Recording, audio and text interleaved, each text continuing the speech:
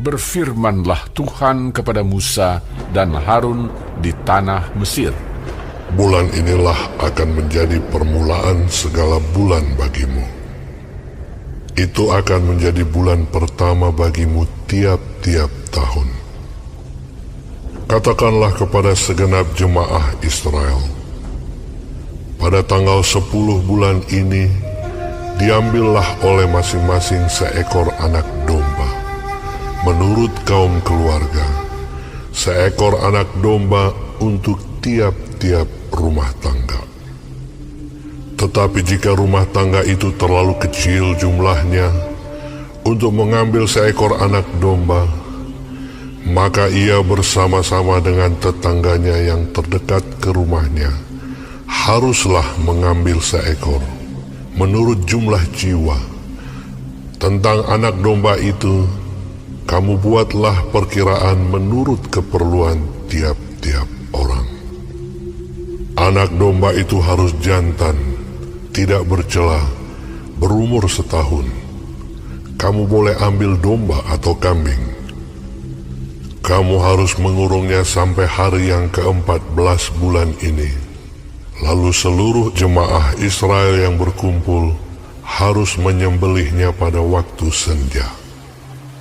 Kemudian dari darahnya haruslah diambil sedikit dan dibubuhkan pada kedua tiang pintu dan pada ambang atas, pada rumah-rumah di mana orang memakannya.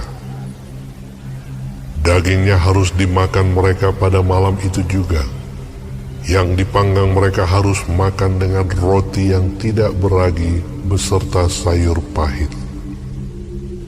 Janganlah kamu memakannya mentah atau direbus dalam air. Hanya dipanggang di api, lengkap dengan kepalanya dan betisnya dan isi perutnya. Janganlah kamu tinggalkan apa-apa dari daging itu sampai pagi. Apa yang tinggal sampai pagi kamu bakarlah habis dengan api. Dan beginilah kamu memakannya. Pinggangmu berikat, kasut pada kakimu, dan tongkat di tanganmu. Buru-burulah kamu memakannya. Itulah Paskah bagi Tuhan. Sebab pada malam ini aku akan menjalani tanah Mesir, dan semua anak sulung dari anak manusia sampai anak binatang akan kubunuh.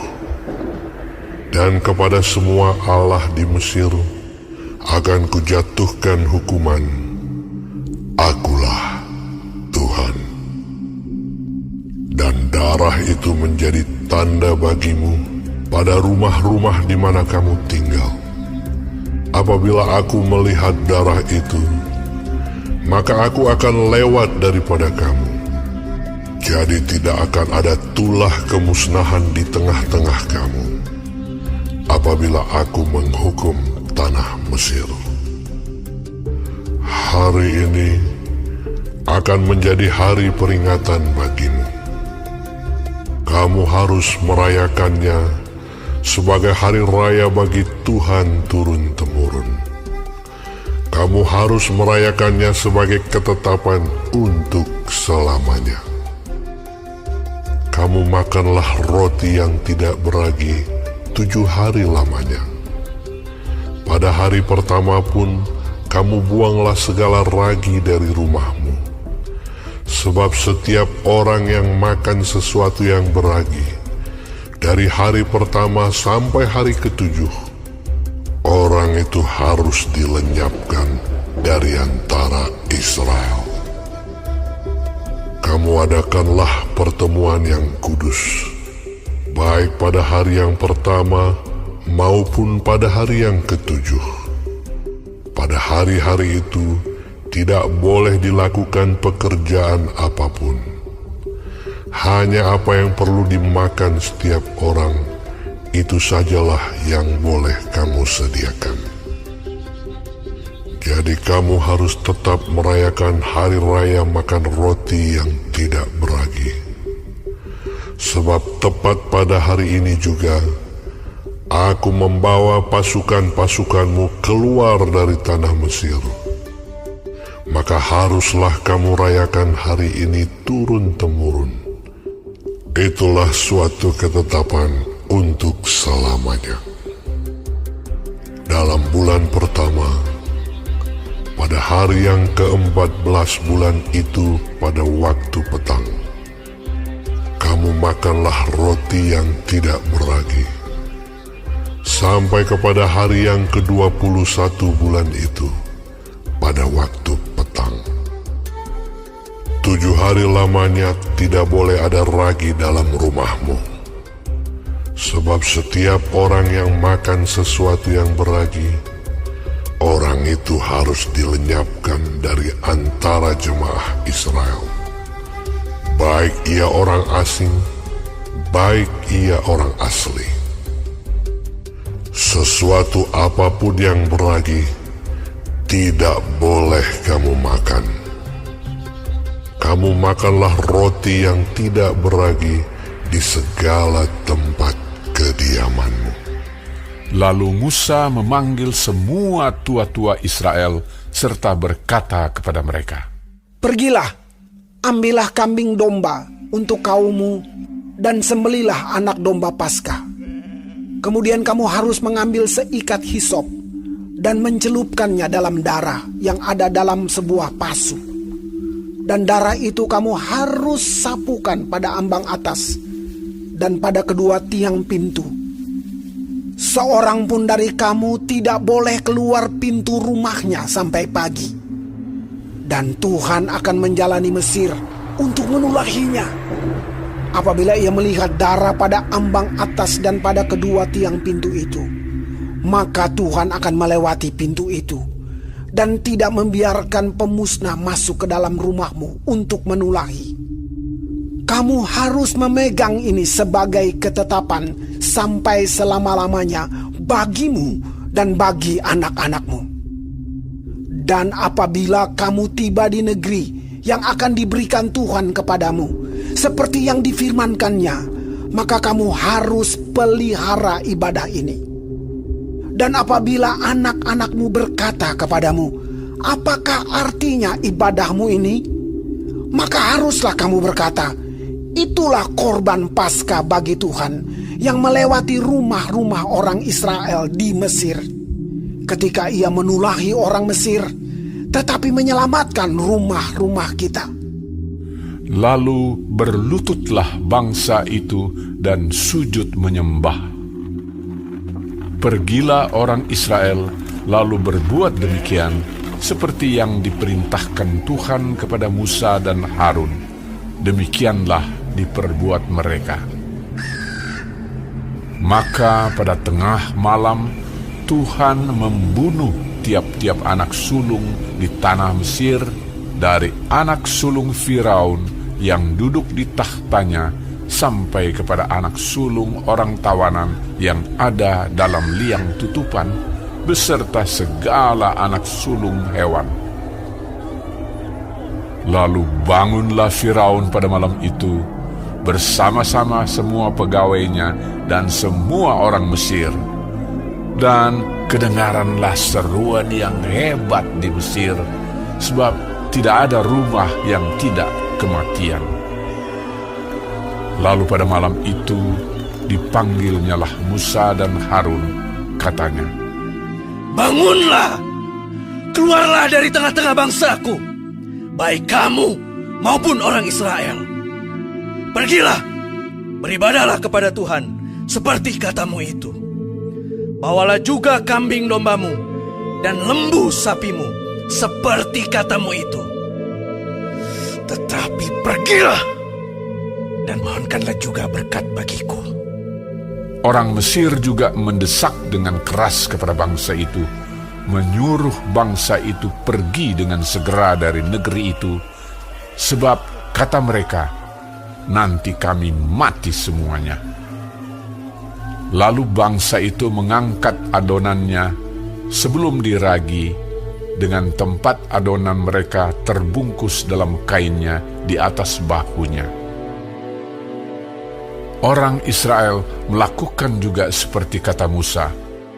Mereka meminta dari orang Mesir barang-barang emas dan perak serta kain-kain. Dan Tuhan membuat orang Mesir bermurah hati terhadap bangsa itu sehingga memenuhi permintaan mereka. Demikianlah mereka merampasi orang Mesir itu. Kemudian berangkatlah orang Israel dari Ramses ke Sukot. Kira-kira 600.000 orang laki-laki berjalan kaki, tidak termasuk anak-anak. Juga banyak orang dari berbagai-bagai bangsa turut dengan mereka. Lagi sangat banyak ternak kambing domba dan lembu sapi. Adonan yang dibawa mereka dari Mesir dibakarlah menjadi roti bundar yang tidak beragi. Sebab adonan itu tidak diragi karena mereka diusir dari Mesir dan tidak dapat berlambat-lambat. Dan mereka tidak pula menyediakan bekal baginya. Lamanya orang Israel diam di Mesir adalah 430 tahun. Sesudah lewat 430 tahun, tepat pada hari itu juga, keluarlah segala pasukan Tuhan dari tanah Mesir. Malam itulah malam berjaga-jaga bagi Tuhan untuk membawa mereka keluar dari tanah Mesir. Dan itulah juga malam berjaga-jaga bagi semua orang Israel turun-temurun untuk kemuliaan Tuhan. Berfirmanlah Tuhan kepada Musa dan Harun. Inilah ketetapan mengenai Paskah. Tidak seorang pun dari bangsa asing boleh memakannya. Seorang budak belian barulah boleh memakannya setelah engkau menyunat dia. Orang pendatang dan orang upahan tidak boleh memakannya. Paskah itu harus dimakan dalam satu rumah juga. Tidak boleh kau bawa sedikit pun dari daging itu keluar rumah. Satu tulang pun tidak boleh kamu patahkan. Segenap jemaah Israel haruslah merayakannya. Tetapi apabila seorang asing telah menetap padamu dan mau merayakan Paskah bagi Tuhan, maka setiap laki-laki yang bersama-sama dengan dia wajiblah disunat. Barulah ia boleh mendekat untuk merayakannya. Ia akan dianggap sebagai orang asli, tetapi tidak seorang pun yang tidak bersunat boleh memakannya. Satu hukum saja akan berlaku untuk orang asli dan untuk orang asing yang menetap di tengah-tengah kamu. Seluruh orang Israel berbuat demikian, seperti yang diperintahkan Tuhan kepada Musa dan Harun. Demikianlah diperbuat mereka. Dan tepat pada hari itu juga, Tuhan membawa orang Israel keluar dari tanah Mesir menurut pasukan mereka.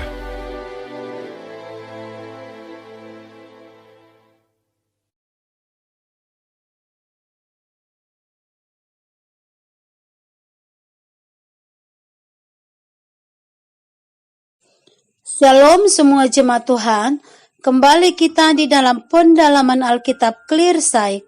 Sekarang kita sudah memasuki kitab Keluaran 12.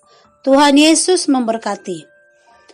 Menerangkan hari raya Paskah dan hari raya roti tidak beragi. Perayaan-perayaan ini dilaksanakan pada peristiwa-peristiwa bersejarah dan Paskah pertama pada saat terjadinya keluaran. Paskah menandai awal baru bagi Israel. Ini terjadi antara bulan Maret dan April dalam penanggalan kita.